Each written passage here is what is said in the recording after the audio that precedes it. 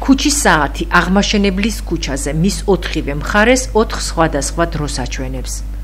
საათი, რომელიც განაშენიანებულ წრეშია განთავსებული, თავის დანიშნულებას მხოლოდ რამდენიმე თვე ასრულებდა. მას მერე დრო აქ თითქმის სულ გაჩერებულია. თავში რო დადგეს მუშაობდა, მე აღარ მუშაობდა რა ვიცი.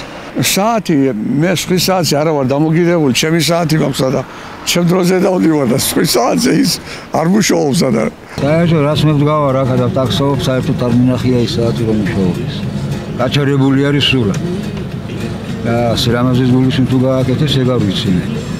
ერთ დროს მუშაობდა, კი, მაგრამ ეხლა დიდი ხანია მართლა არ მუშაობს. გაჩერებულია. ახლა გაჩერებულია, მაგრამ ისე მუშაობდა ერთ. თავიდან რომ გააკეთეს ცოტა ხანი იმუშავა. ძალიან ცოტა ხანი. ალბათ 1-2 დღე არ ვიცი რამდენი. ახლა ოჯახში გამიგონია რომ არ ვარ გადა, იქ არ ვიცი, გარეთ არ ვიცი, ვერ გეტყვით. აღნიშნულთან დაკავშირებით სპექტრმა მერიის კეთილმოწყობისა და დასუფთავების სამსახურს მიმართა.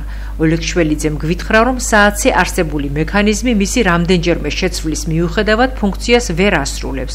თუმცა როგორც ის ირწმუნება ამ საკითხზე სამსახური მუშაობას არ წყვეტს და საათის ამოქმედებას, რაც შეიძლება მოკლე დროში შეეცდებიან. შეგახსენებთ, ამ საათის დამონტაჟება ბიუჯეტს დაახლოებით 13,000 ლარი დაუჯდა.